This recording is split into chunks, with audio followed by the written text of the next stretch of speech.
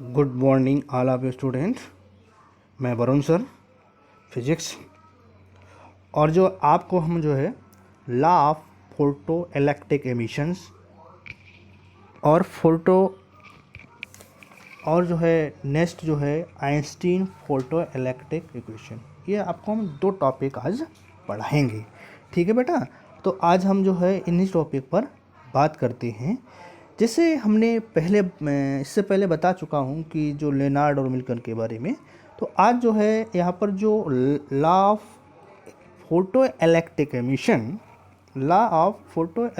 Emission, ये जो है यहाँ पर लेनार्ड और मिल्टन ने यहाँ पर ये जो है नियम बताए हैं एक्सपेरिमेंटल के आधार पर। किसके? एक्सपेरिमेंट के आधार पर।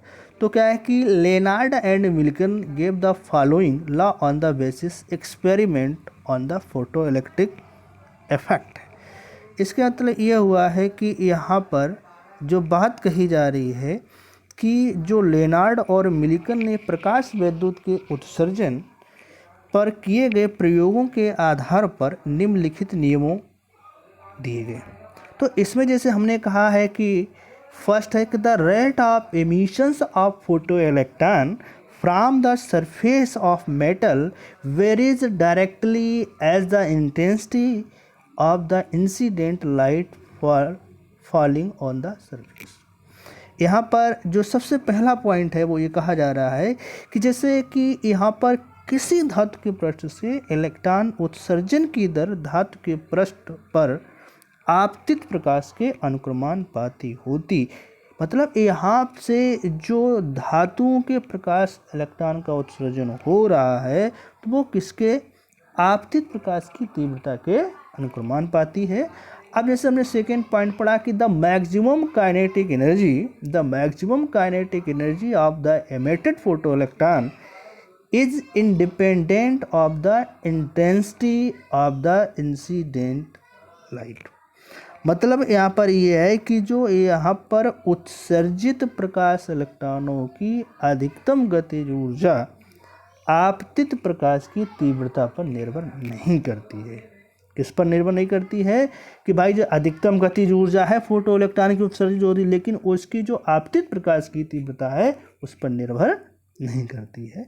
Maximum kinetic energy of the photo electron increases in the frequency of incident light. यानी प्रकाश इलेक्ट्रॉनों की अधिकतम गतिज ऊर्जा आपतित प्रकाश की आवृत्ति बढ़ने के साथ साथ बढ़ती है। इफ नेक्स्ट पॉइंट है, if the frequency of the incident light is below a certain lowest value then no photoelectron is the emitted from the metal. The lowest frequency threshold frequency is different from the different metal. ये यहाँ पर कहने का मतलब ये है कि यदि आपतित प्रकाश की आवृत्ति जो है एक न्यूनतम मान से कम है तो धातु से कोई भी प्रकाश इलेक्ट्रॉन नहीं निकलता है।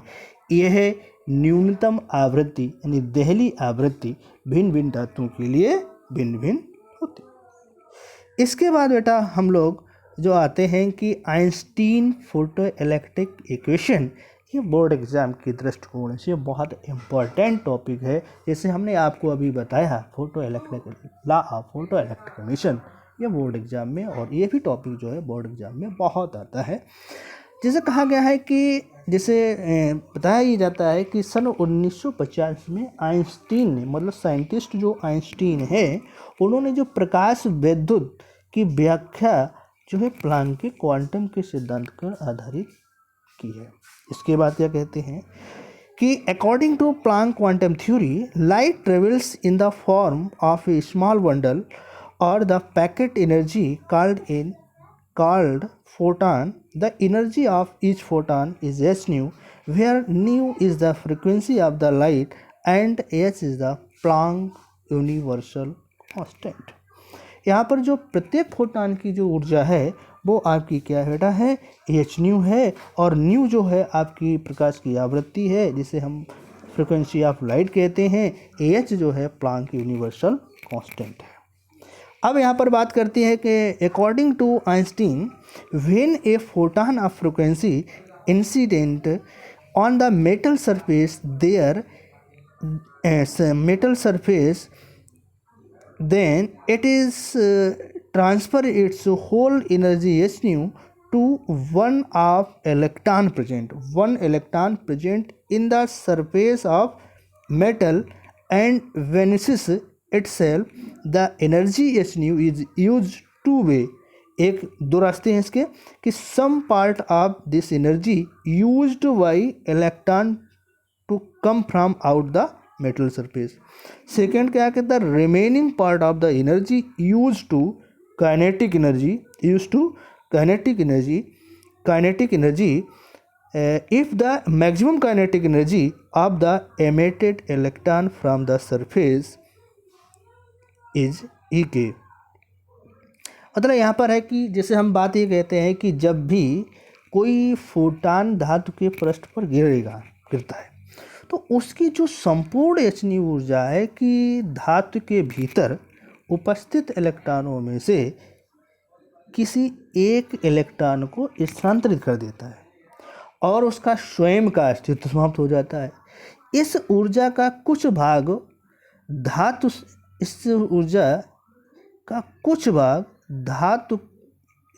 भाग इलेक्ट्रॉन को धातु से बाहर निकलने में व्यय हो जाता है। शेष ऊर्जा जो है उत्सर्जित इलेक्ट्रॉन को गतिज ऊर्जा के रूप में मिल जाती, परंतु सभी इलेक्ट्रॉन धातु के पृष्ठ से उत्सर्जित नहीं होते। मतलब सभी इलेक्ट्रॉन जो है धातु के पृष्ठ से उत्सर्जित नहीं होते हैं। जो इलेक्ट्रॉन धातु के भीतर उत्सर्जित होते हैं तो वो पृष्ठ तक आने में परमाणुओं से टकराते रहते हैं, जिससे वे अपनी ऊर्जा स्वयं खो देते हैं। जो धातु के भीतर इलेक्ट्रॉन होते हैं जब उस सरफेस तक आने में वे धातुओं को उस मेटल के अंदर ही लड़ते अपनी ऊर्जा खो देते हैं। धातु से विभिन्न ऊर्जाओं के इलेक्ट्रॉन निकलते हैं। जो इलेक्ट्रॉन धातु के ऊपरी पृष्ठ से उत्सर्जित होते हैं उनकी गतिज ऊर्जा जो होती है अधिकतम होती है और उनकी ऊर्जा का टक्करों द्वारा ह्रास नहीं होता है। ठीक है, अब यहाँ से हमारी ऊर्जा बात आती है एच न्यू। तो h nu is equal to W plus E K is equal to h nu minus W. जो एच न्यू आपकी energy of photon absorb the metal है। ठीक है, if the energy of photon h nu absorb by the electron is less than work function of the metal then the electron will not emitted from the metal surface. अब देखिए जिस तरह से ये हमारा जो है यहाँ पर जिस तरह से दिखाया गया है कि जैसे ये फोटॉन है, इस तरह से एनर्जी जो है यहाँ पर मेटल पर आ रही है, तो इस तरह से ये इलेक्ट्रॉन जो है ऊर्जा इन्हें ये आपकी काइनेटिक एनर्जी निकल रही है और कुछ ऊर्जा इसमें रिमेनिंग पार्ट जो है ये आपकी टोटल होगी। तो ई के अगर यहाँ पर जो हम इंसिडेंट देंगे, इंसिडेंट जो होगी आपतित वो एब्जॉर्ब हो जाएगी। तो एब्जॉर्ब हो जाने के बाद वहाँ पर जो हमारा वर्क फंक्शन हो, ठीक है, वो कैसा होना चाहिए, जो इंसिडेंट फ्रिक्वेंसी है उस फ्रिक्वेंसी से मतलब कह सकते हैं new greater than new not, यानी यहाँ पर जो थ्रेशोल्ड फ्रिक्वेंसी कम होनी चाहिए आपतित प्रकाश की आवृत्ति से। If v maximum is the maximum velocity of emitted electron then ek is equal to half am v square maximum. am where am is the mass of the electron. ek is equal to kinetic energy. तो kinetic energy का basically जो आपको formula मालूम है कि half am v square maximum is equal to ah बाहर कर लिया न्यू माइनस न्यू नॉट। तो यहाँ से क्या हो गया बेटा, ah nu is equal to half am v square plus h nu naught. तो इसी को हम कहते हैं this equation is known as Einstein photoelectric equation. This is known as a photoelectric equation. और यहाँ से ये टॉपिक बेटा फिनिश होता है और हमारा चैनल है फिजिक्स ज्ञान वरुण सर। इसको लाइक, सब्सक्राइब और कमेंट दें और इसके बाद आप लोग सजेशन देते रहें क्या आगे कैसे और न्यूमेरिकल लगाने हैं, वो सब हम आपको प्रत्येक चैप्टर के न्यूमेरिकल्स भी लगाएंगे और एनसीईआरटी के जो न्यूमेरिकल्स होंगे हम उनको भी सॉल्व कराएंगे। धीरे धीरे अभी मैंने नया चैनल बनाया है और धीरे धीरे हम जो है वीडियो की संख्या बढ़ाएंगे और बहुत अच्छा कंटेंट ही आप लोगों को मुहैया कराएंगे।